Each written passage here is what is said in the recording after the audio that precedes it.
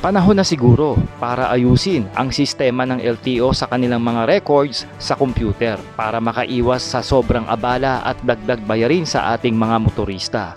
Katulad nga nitong dalawang motorista na tinulungan ni Congressman Busita dahil biktima ng system error ng LTO. Kaya mga brothers, panoorin na natin ang buong video para magkaroon tayo ng public awareness.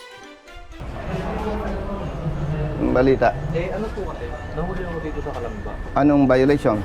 Seatbelt po nung passenger ko. Oh, Nakailang balik na po ako binabayaran ko pero hindi po mabayaran. bakit daw? Hindi ko po alam. O hintayin mo, tapusin ko lang ito ulan. Sige, patawag. Halika. Sir, magandang tanghali po. Chief, good morning. Ikaw ang chief ngayon? Apo, pasok kayo sir.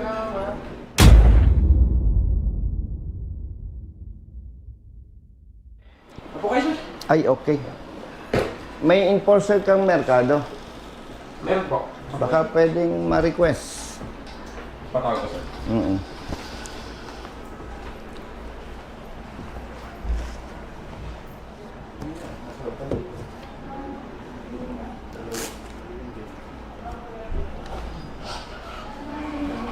Sir, pasok. Gandang tanghali sa'yo. Chief. Tanggalin ko lang yung guantes ko. Yes sir. Chief, ang certificate of registration niya, July 2021. Wala pang plaka. Apo.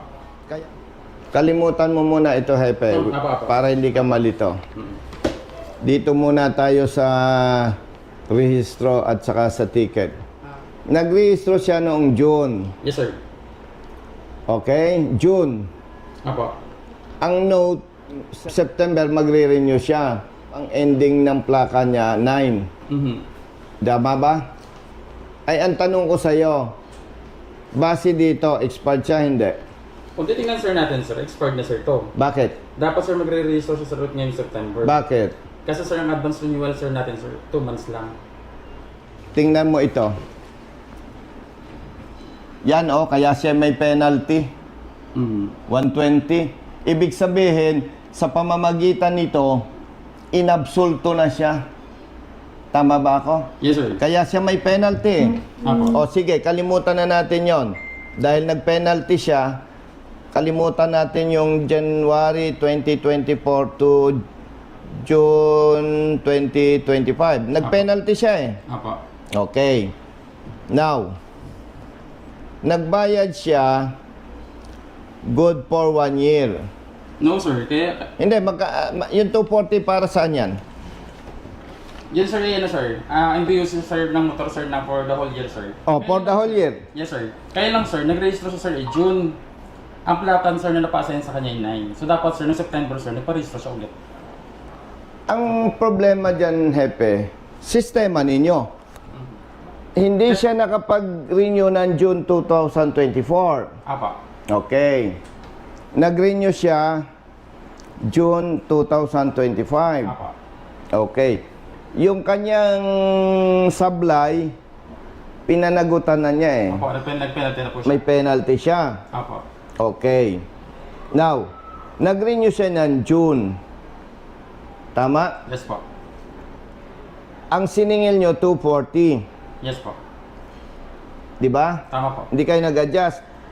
Ang problema dyan, ang usual payment or renewal is good for 1 year. Yes po. Pahingin papel, tsaka ballpen. Ito sir. Dito na lang ako magsusulat. Kaya lang sir. So, June siya, 2025. Nag-renew ano? Apo. Okay. Ang ending niya ay 9. Apo. Dapat siningil siya ng LTO ng June 2025 hanggang September 2025. Kasi ang ending niya 9. Apo. Kung nag-register sana sir siya ng June. Hindi. Hindi, kaya gusto ko rin sir sana malaman sir kung kailan sir na nag-appear sir sa system sir yung plaka niya. Kasi sir, sana kung halimbawa sir, bumalik sa sir ng June 2024 at yung plaka sir na yun ay available na sir, sana sir yan, pwede naman sir na nag-additional na lang siya sir ng time na yon ng 1/4. Nung nag-renew siya ng June, nakita sa system, ang ending niya 9. Apo. O ipagpalagay, brother, hepe. Apo. Ngayon ay June. Apo. Ako yung rider. Nagre-renew ako. Okay? Apo. Sabi mo, Sir, 2024, hindi ka nag-renew. Kaya ikaw, sir, magkakaroon ng penalty. Sabi ko, okay lang, sir. Okay po. Siningil mo ako. Apo. Nakita mo, ang ending ay 9. Ang gustong sabihin niyan, every September ako magre-renew. Yes po, dapat po. Tama? Apo. Now, siningilan mo ko ng 240 para sa 1 year. Apo. Bakit sa halip na ang gagawin mo, ang adjustment, June 2025 to September 2025, then sisingilan mo ko from here, September 2025 to September 2026. Yes sir, same sir ang collection sir noon. Gawa sir ng yung system naman sir natin sir, nag-auto-collect po yan ang i-view sir natin ng motor sir. 1 year sir yan, halimbawa sir, nag-register ka sir ng kaya sir, June, September sir, O sige, 240 din sir ngayon ko-collect noon. kinolektahan mo ko ng 240 Yes po. para sa renewal ko yan. Apo. Tama? Yes po. Good for 1 year. Ang tanong ko, bakit after 3 months gusto mo mag-renew uli ako? Actually sir, yan sir ay minsan sir, pag kami sir nag-evaluate sir dyan, halimbawa sir ito, June na po ngayon. Tapos sir, ang expert sir ay September. Minsan sir, in-advise namin sir yung client.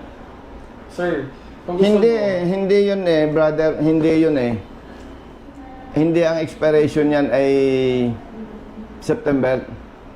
Kaya nga nililinaw ko sa iyo June 2024 hindi siya nakapag-renew.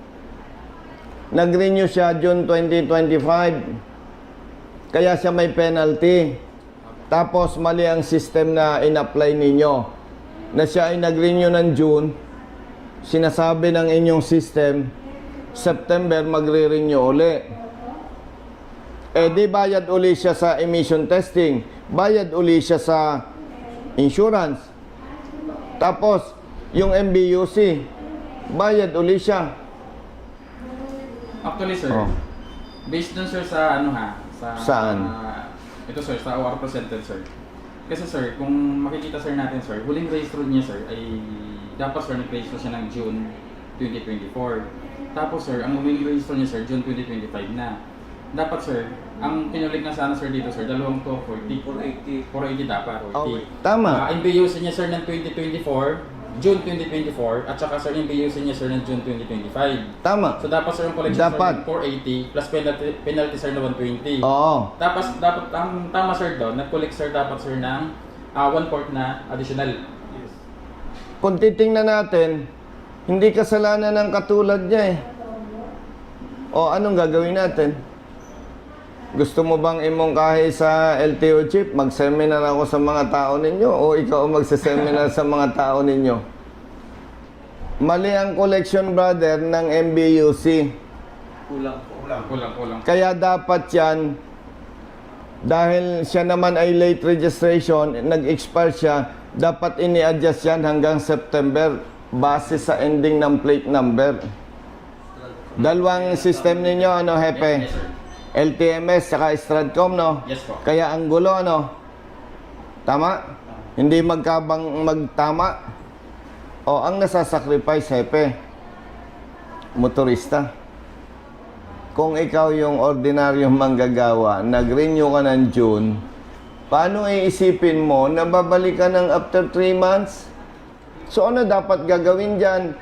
Ini-adjust dapat ng tao ninyo yung collection sa MBUC. Maliban doon sa penalty. Yung previous sir na OR niya, LTNS, Oh. So napansin siguro sir ng ating empleyado sir, 2024 sir yung late. Hindi niya sir napansin na yung temporary sir ay 6. Oh, yes. Dapat nag-register pa rin na yung tao ng June 2024. Oh. So nang nilipat sir sa Stratcom sir, in-adjust to ng ating site support. So Base ang doon sa kinulekta- lumabas na plaka.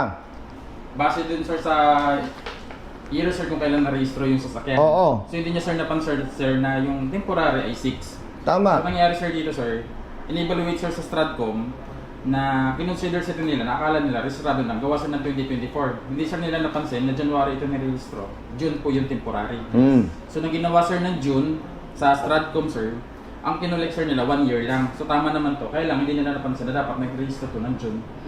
Hindi ito may tuturing na nung June, nag-a-advance siya ng rehistro dahil may sinasabi kang palisiya, kung expired ko ay November, October, pwede na ako mag-advance registration. Tama? Kapag ano sir? Pero yung sinasabi ninyong SOP na yon hindi applicable dyan sa sitwasyon na yan. Yes sir, kasi sir ano June sir nag-renew, September naman yung plaka niya. O kaya nga. So hindi siya pasok dun sa advance renewal. Kaya nga, hindi siya covered nung polisiya na yon. Yes sir. Kaya dapat dyan, kinolektahan siya ng MBUC, tatama sa September. Plus yung penalty, nung nakaraang taon. Yes sir. Ang mali talaga sir yung collection. Ang tama talaga sir dito ay dalawang MBUC sir na 240, penalty na 120, tsaka sir additional na 140. Kasi sir, itatama sir natin from temporary sir na June, 9 po yung plaka. So may additional sir tayo na 140. Kaya dapat adjusted. I-adjust natin sir. Dapat Di ba? para ang balik niya September na 20. Tama, di ba? Tama sir. O so very clear, nagkakaintindihan tayo. Yung magulong sistema ng LTMS at Stratcom plus yung tao ninyo nalito. Nalito na yun. Oh. 2024 2025. Akala niya, registrado. Hindi niya napansin. O malinaw? O paano ngayon gagawin nyo? Nasa inyo na ang bola niyan. Dahil may LTMS, may Stratcom. Kaya nahilo na yung tao ni Hepe. Akala nung tao ni Hepe, Nang registrado siya ng 2024. Hindi niya napansin. Temporary June. oo. Kaya ang naging treatment dito, nagre-renew siya advance. Pero hindi applicable sa kanya yon. Tama ba? Tama sir. Oo. Dahil nung nag-renew siya ng June, pagkita sa system, ang ending ng plate ay 9. Kaya dapat kokolektahan siya ng MBUC, tatama doon sa Additional September. po. Apo. Tama? Additional po. Apo. Para ang renewal date niya, September 2026. Tama? Tama po. Yan ang sinasabi ko sa inyo. Ang problema nito, Hepe, Apo. paano kung ang rider hindi nagkonsulta sa amin? A-advance ng sweldo sa trabaho, ibabayad sa LTO. Yun ang problema doon. Actually sir, lahat naman sir ng huli sir natin, kaya sir nahuli siya. Yan naman sir, dumadaan naman sir sa adjudicator natin. Ay pagpalagay natin na hindi naman tayo nangahamak ng kapwa, vendor, ngangalang, walang alam. Pagpunta dyan, ang multa 12,000. Katulad nito, kaya ako'y nagsasalita, hindi naman niya kayang makipagdebate sa'yo. Di ba? Tama sir. Yun ang isang bagay na dapat maisaayos ng bagong LTO chief. Ang bagong LTO chief nyo, si Asek Marcos Lacanilaw. Yes sir. Tama? Tama po.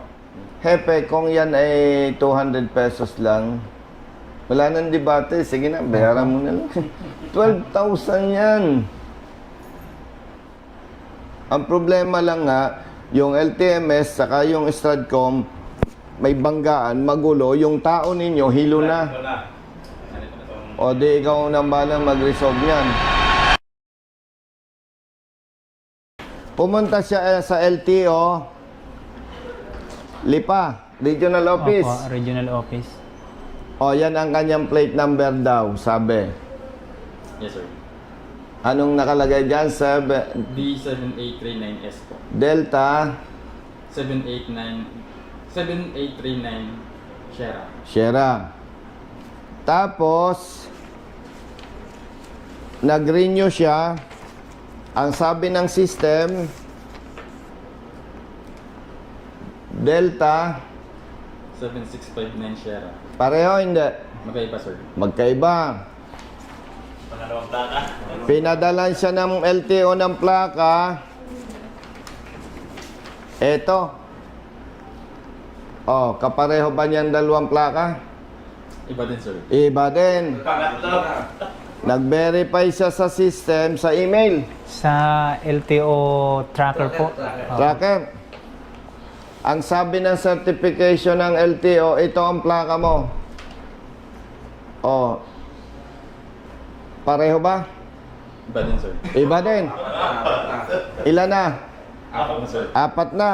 O ito, paano ka nakakuha nito? Sa email. Opo, nandito yan sir. Hindi lang sir nag-send eh. Oo. Nasa Gmail ko ho yan. Email Sa din ho Gmail yan. Dalawa ho niya, ang in-email sa may akin. iba na naman siyang plaka.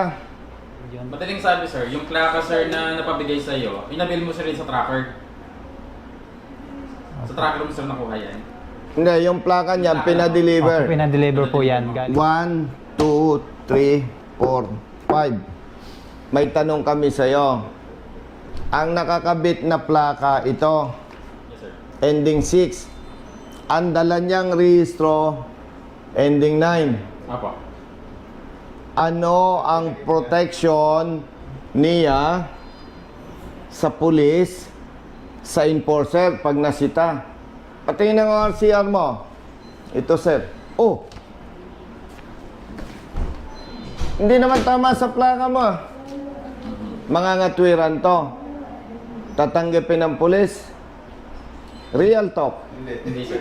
Oh, tatanggapin na enforcer? Hindi rin po. Hindi. Anong protection? Hahanapan ng certificate. Tama ba? O sige, hahanapan ng certification. Ito sir, certification. Nasaan ang certification nito? Wala. Wala po. Yan po Oh. ang binigay. Ito, mali. Pero ito galing sa LTO. Sige, sir. Ganito na lang, sir. Itatama na lang, sir. Brother, kaya natin to dinidiscuss, hindi lang siya ang may ganyang problema na iba ang plaka, ibang nasa rehistro, pag hinanapan ng pulis at ng LTO na certification, iba din ang number. Ang malaking usapin dito, hepe, pag nasita ng pulis, nasita ng enforcer, hindi ito papaniwalaan eh. Baka magsalita pa ang pulis o ang enforcer. Baka ninakaw mo itong plaka na to ah. Pag hinanapan ng rehistro, hindi tama. Hinanapan ng certification, hindi tama. Sir, may isa pa akong certification. Ito pa, oh. Apat ang certification. So, 5 ang plaka para sa kanya. Pag in-implement na yung amendment ng doble plaka law ni Senator JB, approve na yon. Republic Act 209. Pag nasita siya ng police o RCR, iba ito dyan sa plaka mo ah. Hindi ito papaniwalaan. Tapos sasabihin nito, sir, ganito po yan eh. Sa korte ka magpaliwanag. Dalawang issue natin, hepe. Pakiayos nyo ito. Ako na, sir, bahala. Pati din, sir. Oo. Tapos sa plaka, Ito, sir, ay para ma-indicate na rin, sir, sa ORCR niya, sir, yung plaka niya na bago. Kung ano nakakabit sa motor niya. itatama nyo. Tama, sir, natin. Itama nyo kasi brother, katulad ng napag-usapan natin, hindi papakinggan ng police at enforcer yung kwento niya.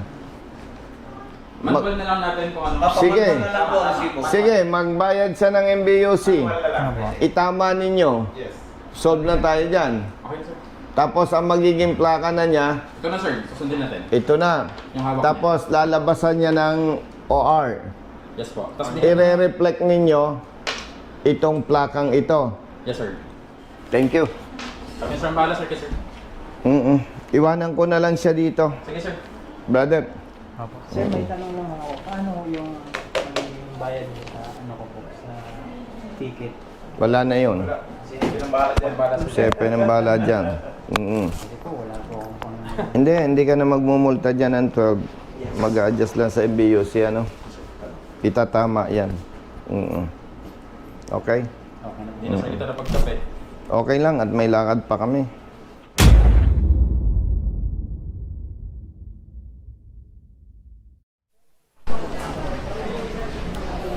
Parang valid eh. Brother, nasan yung pinaghihintay ko? Ano nga, brother, ang problema mo? Yung violation ko po hindi mabayaran. Bakit, sir? Hindi ko po, nakailang balik na po. Hindi, nasa yung ticket? Nasa kanila na po napasok ko natin. Saan? Dito po, nung Ang huli sa'yo, seatbelt po. not wearing seatbelt. Passenger po. Yung pasero. Nahuli ka dahil hindi naka-seatbelt yung pasahero. Gusto mong magbayad, Hindi po mabayaran. bakit daw? Hindi ko po alam sa kanila. Anong problema? Alam mo kasi. Ilang araw ka nang pabalik-balik? October 1 ko lang dito po. Tapos, Baka bumalik po ulit. pang ilan na ngayon? Bali, pangatlo ko na po ito. Kasi problema po kasi hindi ako makapagparehistro ng motor gawa nung may alarma po dahil po. Yun. Tingnan ko, sir, kung anong problema, sir. Sinong kausap mo na tao ni Hepe? Yung tatawagin ko po, punta kayo Halika, sa halika. Avenue G. Ano po yung concern nito? Pati hindi na mabayaran yung huli. Bayaran yung huli. Check din po yung hindi makita sa cashier, no payment down. Na-report po siya sa wala pa. Gusto niyang mag-settle, bakit hindi makita? Ang issue ko dito kasi, sir, pag pupunta na po sa cashier, hindi makita yung transaction number, which is this one. Yan po hindi makita. So, hindi po mag-push through. So, ang process po nun, i-report po ng IT namin going to central office para po gawan ng paraan. Kasi ang mangyari po, pag pupunta po dito, hindi magpo-push through po yung payment niya, gawa po ng wala po yung transaction. Okay. Hepe, hindi kontrolado ng tao mo yon. Ang tanong ko, kaya ikaw ay masyadong porsigido, una, tanggap mo, may mali ka. Pangalawa, gusto mo namang bayaran. Opo. Hindi mo naman mabayaran. Pangatlo, magre-renew ka ng Motor po, tsaka motorsiklo mo. Opo. Hindi siya makapag-renew dahil naka-alarma. Naka-alarma Yung po yun. pangalan mo, ano? Na ikaw yung pangalan mo sa lisensya at yung sa motorsiklo ay isang pangalan, di ba? Opo. Kaya naka-block yung renewal mo ng motorsiklo. Tanong, kailan mag-expire ang motorsiklo mo? Hindi ko na po nagagamit, expired na po. O yon. Gusto niyang magamit Hepe ang motorsiklo niya. Gusto niyang i-renew ang rehistro ng motorsiklo para magamit. Opo. Hindi naman siya makapag-renew dahil naka-alarma ang pangalan niya. Gusto naman niyang magbayad. Hindi naman tanggapin ang system. Anong gagawin natin? Follow up na lang, sir, namin, sir, sa central yung ticket, sir Chris. Dahil ang nire-renew niya motorsiklo, ang may problema naman sa kanya yung lisensya, is it possible na mag-go yung kanyang renewal ng motorsiklo? Pwede, sir, sa Stratcom natin i-evaluate. Tulungan nyo. Pwede, sir. Stratcom, sir. Kasi wala naman ako nakikitang mali doon eh. Dahil hindi naman pag nasettled yung renewal ng motorsiklo niya, it doesn't mean na resolve na rin yung problema niya sa lisensya niya doon sa pagkahuli. Tama ba? Taga saan ka? San Miguel, Bulacan. San Miguel, Bulacan. Nasaan ang motorsiklo mo? Nandun din po. Bakit ka nahuli dito sa Laguna? Ano po kasi ako, tao dito, nagkatrabaho po kasi ako driver. May deliver po kami sa Kanlubang. Kaya ang ginagawa, sir, ng enforcer, sir, natin, pag taga ibang lugar, hindi na, sir, kinoconfiscate yung license, sina-alarm na lang. Kasi, sir, yung seatbelt naman, settled anywhere yan. Pwede bayaran sa Bulacan. Problema lang, sir, hindi nga mag-push through, gawa na may problema. Kaya ka naman pumunta dito dahil dito ka nahuli. Yun Kasi po. nagbabayad ka sa Bulacan.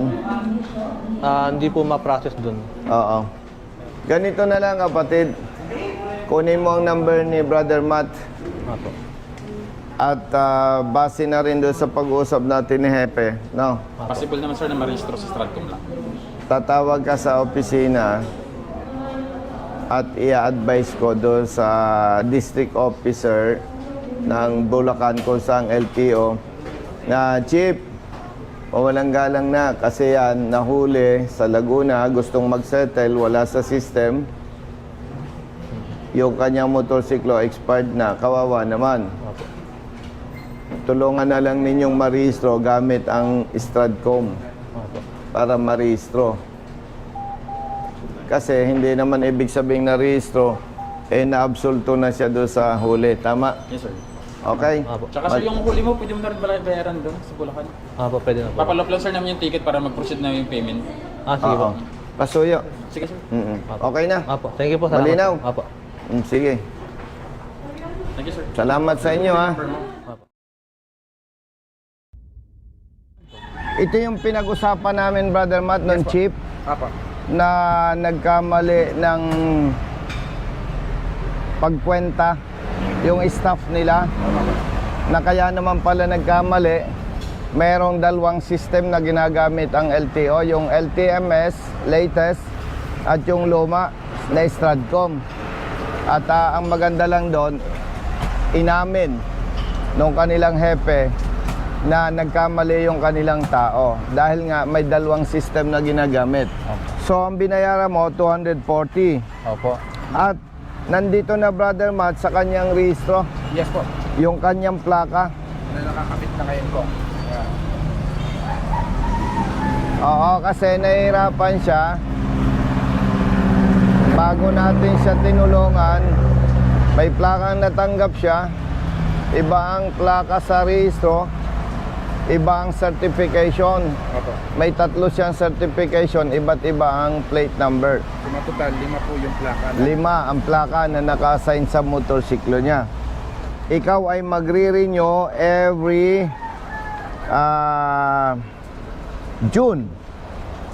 Kasi June Opo. 6, 2026. 2026 na po yan Ng ngayon. June. Aha. Wala ka na problema. Wala na sir.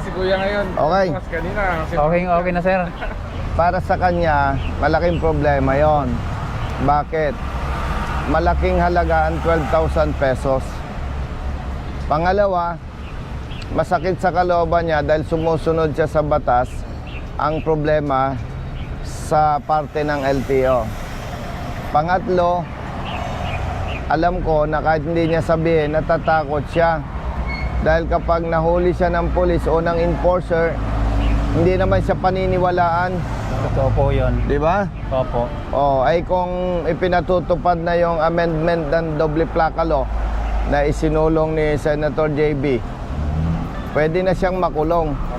Tama po. At pag nangatwiran sa pulis, ang sasabihin sa kanya, sa korte na lang magpaliwanag. Tama po. O, di ba? Opo. Oo, kaya, okay. Congratulations. Maraming salamat po, Colonel, sa tulong na natanggap ko ngayong araw at hindi na po ako mababalisa kasi talagang ilang araw ko na pong iniisip ito kung bakit taon-taon ko naman nire-renew ho yung motor ko na yan. Di bale, importante, tumawag ka sa amin, nakatulong kami sa'yo. Kaya inilalabas natin sa video para yung katulad mo, tatawag din sa amin. Ang sinasabi kasi, Brother Matt, ng chief ng LTO, doon sa Calamba, pag halimbawa updated ang iyong rehistro at ang dapat magre-rehistro ka ng November, sabi nila 2 months advance pwede na. September, October, pwede ka nang magrehistro. Pero hindi siya covered eh. Iba yung sitwasyon niya. Kaya na-justify natin at inamin ng kanilang hepe na may mali doon sa computation ng motor vehicle users charge. Kaya siya nagbayad ng 240. Yun yung hindi na i-consider nung kanilang empleyado, Brother Matt. Yes, po. Kaya itinama. O, di wala kang problema. Wala na, sir. O, sige. Ingat, ha? Andito na yung lisensya mo. Opo. O, andito na yung lisensya niya. O, baka mo. Andito na yung updated na rehistro. Nandito na, Brother Matt, yung plaka na nakakabit sa kanyang motorsiklo. Yan. Okay? Sakit po.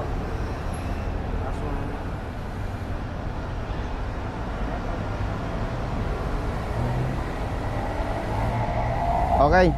Ingat. Opo, sir. Ingat. Ganon din kayo, sir. Ingat po palagi, sir. Okay, okay. solve na ha. Opo, solve. Wala nang namultahan. Ang plaka niya tama na sa rehistro. Okay? Aha. Okay, sige. Thank you. Ingat. Sige po, sir. Okay, bye-bye. Di ka nag-iisa, basta't nasa tama may kakampi ka. Nandiyan si Colonel Busita, nandiyan si Colonel Busita.